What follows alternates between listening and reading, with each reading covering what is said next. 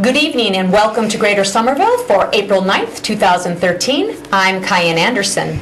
Tonight's topic, depaving Somerville, ridding your properties of impermeable concrete and turning it into green. My guests tonight are very familiar with both of these topics. On tonight's program, you will find out about one local organization's determination to rid Somerville of that unwanted blacktop, and just how easy it is to schedule your very own depaving party.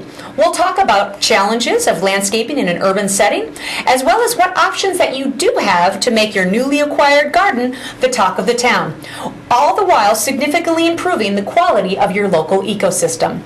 So please join me in welcoming for their debut appearance here on Greater Somerville, Lenni Armstrong and Dan Delonchamp to the show. Welcome to the show. Thank you, Kai. Thanks for Oh my having us. goodness. Okay, there was a little bit of a rush there right before the camera started rolling, so I apologize for that. Are we on? Hi. Okay, good. Great. Someone just kind of joined us. Okay, so we are going to do a little bit of a chit chat here. Is the microphone? Are we having microphone difficulties? You were a little hot. I was a little hot. I was talking too loud. No, just it was a little overmodulated. But Oh. you're good now. I'm good. Okay, great. Always a little something exciting here at Scat TV.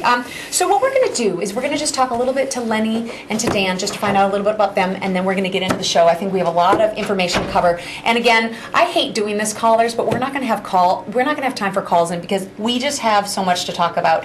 And there'll definitely be time to discuss this online, but I'm going to get right to it. So Lenni, you came to Somerville. When did you come to Somerville? 2002. 2002. Yeah, I've been here 11 years. Okay, so you're a scientific visualization professional, and you're the president and founder of Information, excuse me, in Indeed. 2001. And tell me about the mission. The mission of my company is to visually convey complex information using motion and interactivity Okay. to educate, inspire, engage curious people of all ages. Okay, so what you're basically doing is you're teaching people, using interactive design, you're teaching people about science. Correct. Yes. Okay, and so you were actually a speaker on TEDx Somerville, which is actually how I learned of Lenni's expertise and passions for what we're talking about tonight. So you do a lot of things with a lot of different companies, but what I'm most intrigued about, obviously, because we're talking about it tonight, is the depaving. You're a depaving organizer. You did your event for TEDx Somerville. You did the Depaving the Way, which was really an inspiration. And tell me a little bit about being a depaving organizer. You, what brought you to that? What was your passion for that? And what is that? Depaving is my way of improving the Somerville ecosystem 1 yard at a time. So basically, you take yards that have concrete or blacktop, and you remove if the owner suggests or wants that, you and volunteers will remove all of that concrete to make a better, to remove it to become green space. Is that correct? That's correct. Okay. And you are currently living in Union Square Yes. since 2002, as you mentioned. Right Okay. at the top of Prospect Hill. Okay, fantastic. Great view. Okay, now Dan, you are senior landscape architect at Carroll R. Johnson Associates. That's correct. And you got your degree from UMass Amherst, and are also a LEED accredited professional. Now, what is that? Well, LEED is leadership in energy and environmental design. And basically, it encompasses the objectives of sustainability when you're building a new building. And it tends to gear towards larger development, but a lot of those principles can be applied to residential and smaller projects. Okay, now this is interesting. You're interested in increasing urban green space and a livable, sustainable urban environment, which is wonderful. You purchased a home in 2012. That's correct. I hear you live in a wonderful neighborhood. That's right. Just rumors. I hear you have wonderful neighbors as they're well. the best, yeah. Great, that's good to hear. And you also previously made and sold agripods, which are... Right. Tell me a little bit about those. Well, that was sort of an experiment for urban agriculture. Okay. A friend of mine, we thought of this idea, and we made these small portable gardens that we would sell at the farmers market here in Union Square and in Rosendale. And the interesting part of that was that we put a deposit on these containers, some which might still be floating out there. So if you have some, call Call the the show. show or Contact send an me. email. But we put a deposit on that soil because it was expensive soil to begin with, Yeah. but it was very good soil. It was Okay. composted organic soil, Costa Maine brand soil. So we wanted to collect it and reuse it and make sure it wasn't kind of going to waste. And Okay. so that was an interesting side project. But Yeah, well, the I've been doing it agriculture, lately. urban agriculture in Somerville has taken off. It really has, yeah. I did a show on that. it has. And so now we are talking about the de-paving effort in Somerville, and we need to find out a little bit about this in terms of where did the idea come from? Now, I understand people from the Somerville Climate Action activists were sitting at the Diesel Cafe having a latte or something, and you all just were like, you know what? There's too much pavement in Somerville. Or what happened? Well, the funny thing is that it did arrive out of frustration. These three Somerville climate activists were talking about that, and one of them joked, let's go bust up some pavement. Yeah. And everybody laughed, and then the more they thought about it, the more they realized what a good idea this is. Yeah, and this was back in 2010. Yes, Okay. yes.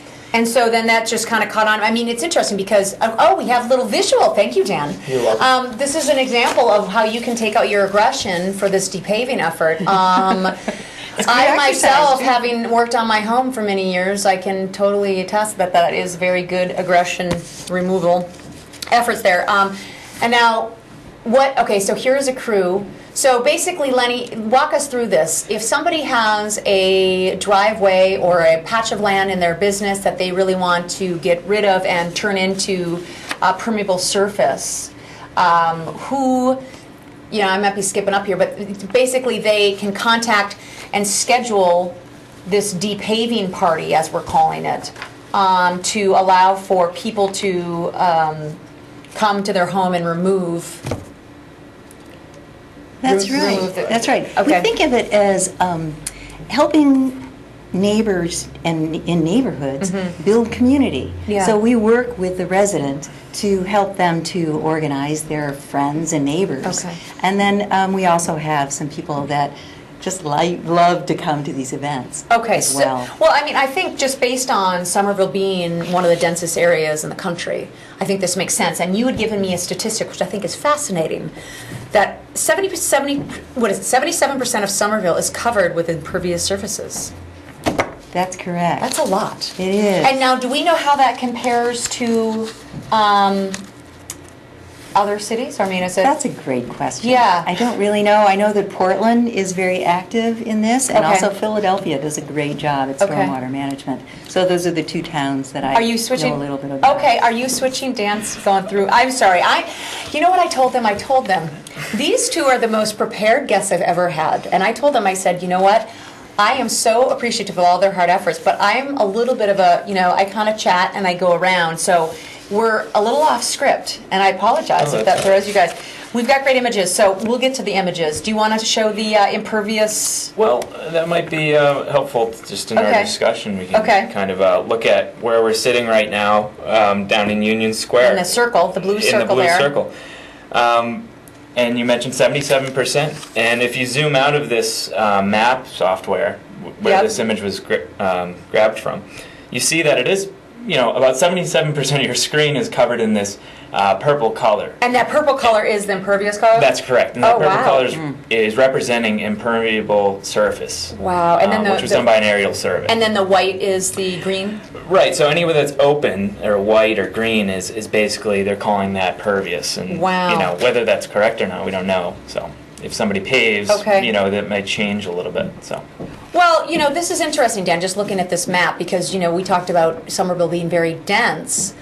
But, you also are talking about a lot of development going on in the city. And that was one of the things that we've talked about in our talking points about how do we make the development of the city and all these projects kind of, I understand they have to happen, and I'm excited for that. But looking at that map, that's a little overwhelming. it's very overwhelming. Yeah. I mean, and so, I don't know. It makes a great case for this depave movement, which you've, kind of grabbed the bull by the horns here, and just because there's no real policy or anything that's telling people to do this. It's really a choice. It is. Yeah, and the problem is that this causes big problems with stormwater. Yeah. And so, and occasionally the stormwater will overwhelm our sewer system.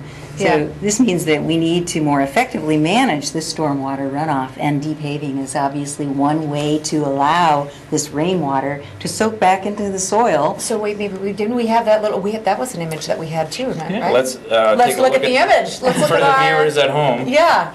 Okay, so what are we seeing here, Dan? This is the... This is Lenny's graph. Oh, she this is developed, Lenny's. Oh, I so- apologize. Okay.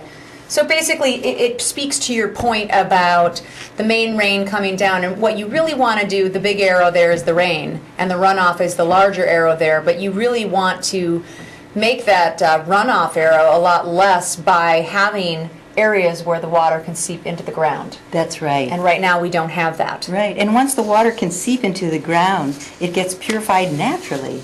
Yeah. At no expense to us. Right. So now, here's a question. What is your assessment of Somerville? We just talked about the amount of, the 77%, a huge number. We talked about how, developments are coming in, it's very dense, et cetera. Like, do you think we're taking advantage of opportunity? Do you think there's enough green space? What are some of those things? I understand the zoning requirements in terms of, the developers have to, there's certain ratios and things of that nature for, parking spots per unit. A lot of people don't like parking. That's a Right. big, touchy subject That's in a the whole area. other show. Yeah, it's a whole nother show. But what do you think Somerville's doing? I mean, do you think they're moving in the right direction? We're going very slowly. Well, not but we are in necessarily the right paving direction. expert, but I'm in Okay. general, like how do you think it's becoming greener with the depaving initiative, but also just in general? Like, Okay. I know they're doing a huge push for redoing parks and things like that Yes. to try and maximize the green space that we do have. Yes, and one thing that I love seeing is all the new bike racks that are put right in a parking space, like in Union Square Yeah. and near cafes, and that's wonderful, because what that means is that we have more people biking and therefore fewer cars on the street, and that's, That's a good true. thing. And that to be helps as moving well. in that direction. Okay, so let's talk about the depaving effort and what kind of, I understand there's some complications. So, maybe we talk about, do you want to talk about the process of it first, and then we talk about some of the complications that may arise? Like, say, if I was a person and in fact, I know someone who's watching this show right now that might be putting in a driveway, Mr. Joe Lynch, and he has a question, because we're not having a call in, but I'm going to ask his question. For people that are, well, we'll ask that a little bit later. Why don't we just find out, if you're a person that wants to take out your driveway, what exactly do you do? What's the first step that you recommend? Do you think they have to contact the Somerville Climate? That's right. Oh. They should contact Somerville Climate Action. Okay. And that's somervilleclimateaction@gmail.com. Okay, and we'll have the website on the website. We'll have that website information on there as well. Great. Okay. So- And they contact, and then they can set up an appointment, and then does someone come and, review? Yes, Like- my co-depaving organizer, Cater, and I go to the home of the resident. Okay. And there we talk to the resident and find out what Yeah. their plans are, what it is, what area that they want to see the pavement removed. Okay. And we also like to hear about their plans, what Yeah. they intend to do with that land after the pavement is gone. So, for example, we have an image, now maybe you show, like if you're, like a lot of us here in Somerville, something like this, right? Yes, it's a good example. It's a huge of- space that could a be very large a space. wonderful wild garden. Indeed, yes, and the owner of this property really wanted just that. Okay. So in this first meeting, we take measurements and we take photos of the area Okay. to be depaved. And we also do a small test for asphalt thickness. And the whole point of this is that we need to determine if the asphalt pieces will fit into one dumpster or two, because this will be reflected in the expense Okay. to the owner. And then we also determine if the asphalt is so thick that it will need to be cut into squares with a diamond saw. And you'll see an example in some of these photos, not this one. This one was very thin. So the real cost involved is a little bit of the elbow grease, which is going to be by volunteers that we have that could sign up for this event to participate for this de-paving party. But the real expense of this is within the budget of getting the dumpster, correct? So you have to get the That's dumpster right. to then put the concrete in, and that's really expensive, and they pay by the ton. So, Right. you know, the homeowner then pays that expense. Yes, $600 covers the cost of the dumpster rental and also the parking permits. Okay. And then if you need to have your asphalt cut into pieces, if it's that thick, It's even more then it's expensive. another 100 or so. But around, you know, $700-800, Right. under $1,000, you could take that driveway space or this backyard space that you saw and turn it into something pretty fantastic within a pretty short amount of time. What you said, 2 to 5 hours. 2 to 4 hours. You know, like a weekend day. Yep. Weather pending,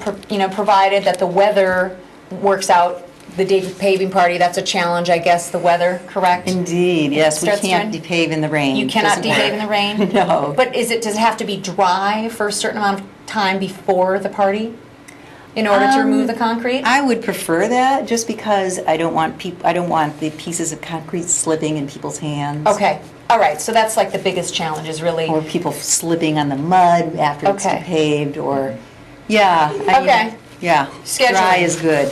all right. Yeah. So a person goes, calls, lines it up, you go visit, things of that nature. Now we've done de-paving. Everyone's got their exercise, so now what? And that's, I think, obviously where Dan comes in, you know. I think it's probably a little intimidating for a lot of the viewers at home if they're thinking about doing this. I mean, it's springtime, everybody's got the, you know, gardens on their mind, but, you know, what do you recommend, Dan, as an approach to making this de-paving, the next step of de-paving, of creating this urban landscape? Well, you know, once you have this, you know, space that you've uncovered that was there the whole time that nobody was using for landscape space, you have quite a few options. Now, what's the soil like that's underneath that? I know Well, we have an image of that somewhere. The soil, we'll get to a photo of some of the soil of one of the driveways that you excavated the asphalt off of, Right. and it's typically very gray. It's Dry. It Nothing in has it. no organic Yeah, matter in okay. it. It's been perched for years. Water has not gone through the soil in years, and it barely looks like soil. It really looks like ash or something, you know, just so once you uncover that, you should have a plan in hand to to take the next step, because uncovering it is a very temporary You don't want to leave it too long? you don't want to leave it open, especially if we get rain.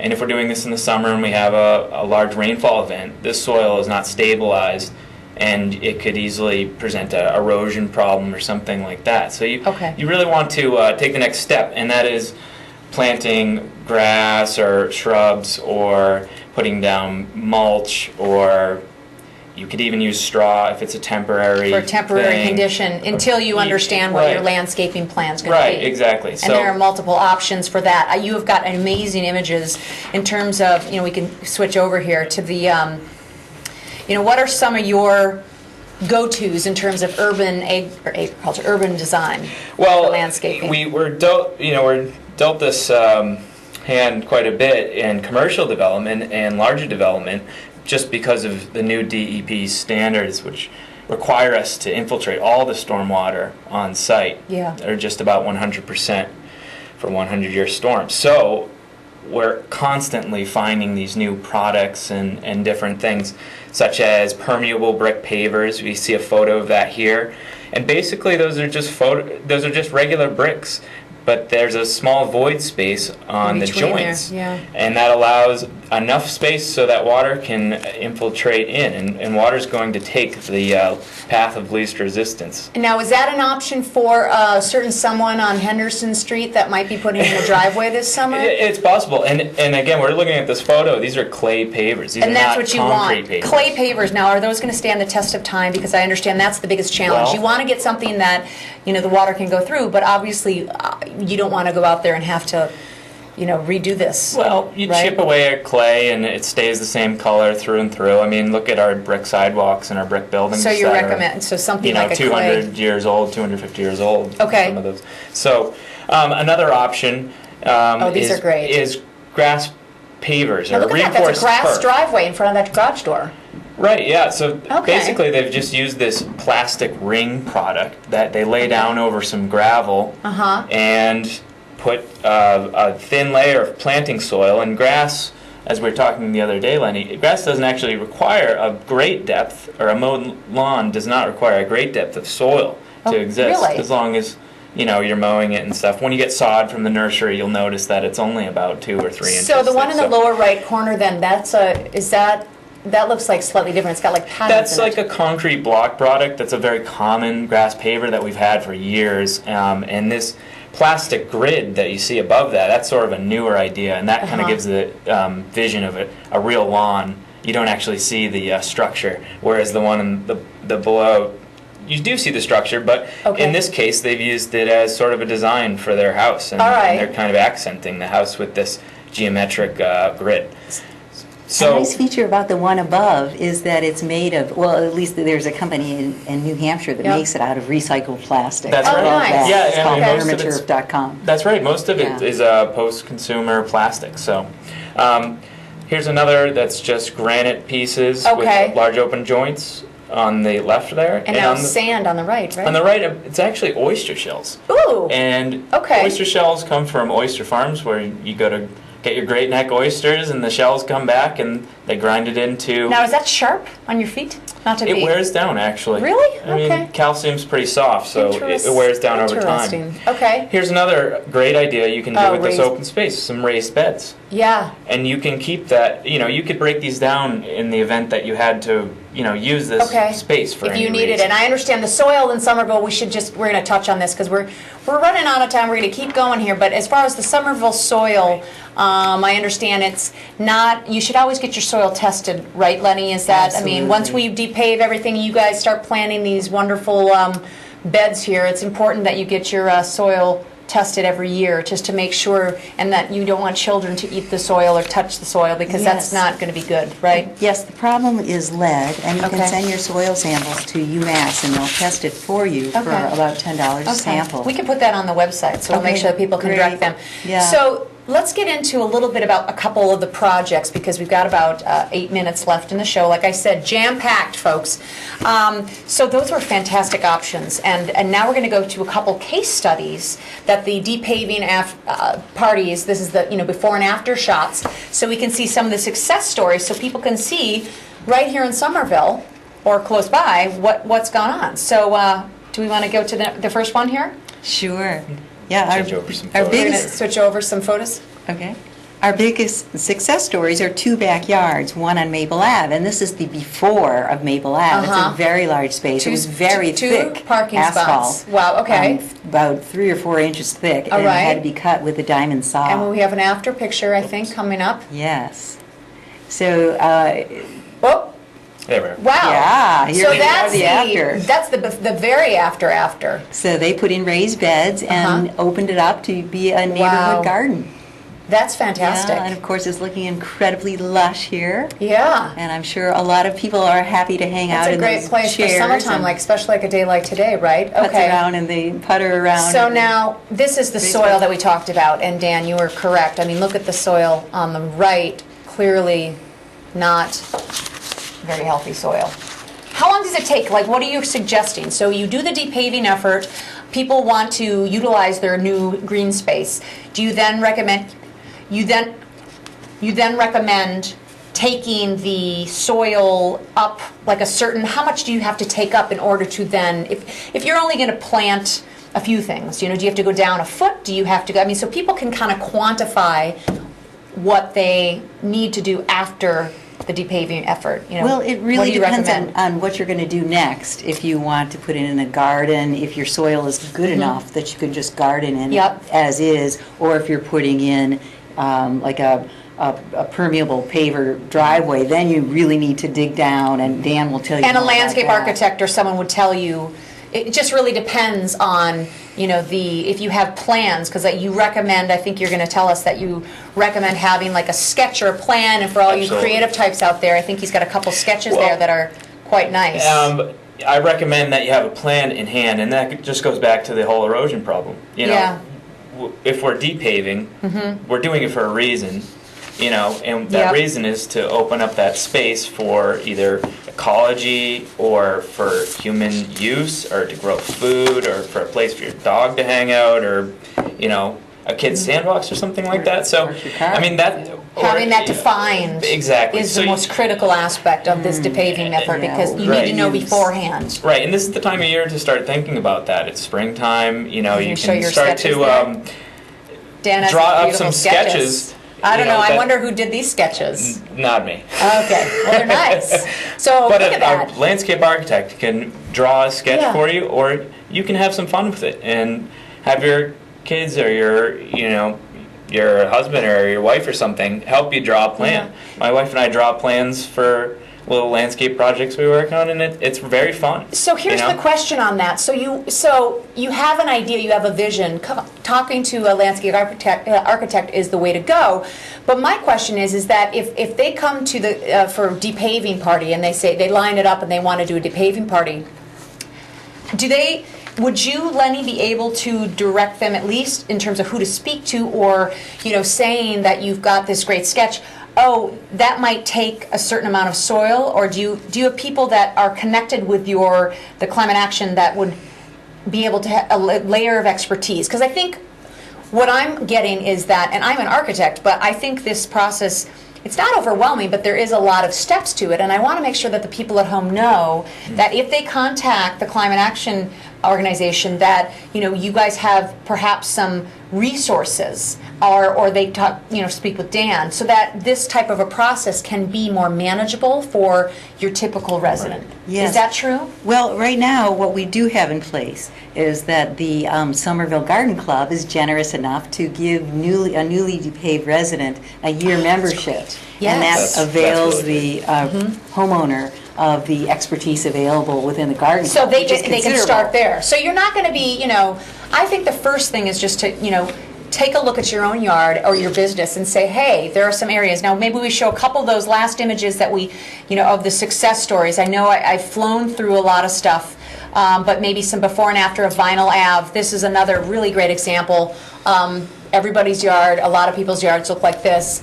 And then, this is the paving party. Look at everyone having such a great time. And then you've got these permeable pavers on the left. And chickens. Look at the chickens in the upper right. That's lovely.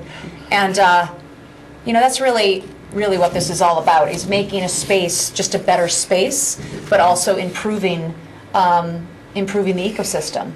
And by having people like yourselves, I think, coupling that with this effort, I think is really impressive. I wish we had more time, but for those of you who really want to check this effort out, I really encourage you to go to our website. And I'd like to thank our guests, Lenni Armstrong and Dan Delonchamp, for stopping by Greater Somerville and talking with us a little bit about the depaving initiative that is catching on in Somerville, and an in-depth look into urban landscaping design. What a truly amazing concept this is that really benefits us all. So with endless landscaping possibilities for your post-pavement party, I would highly encourage any of you looking to rid your property or business of that unwanted concrete or blacktop material. Please visit our Greater Somerville blog for all of the website links spoken about in tonight's program, or you can contact Lenni Armstrong directly. So that does it for us tonight here on Greater Somerville. I'd like to thank the viewers at home for watching.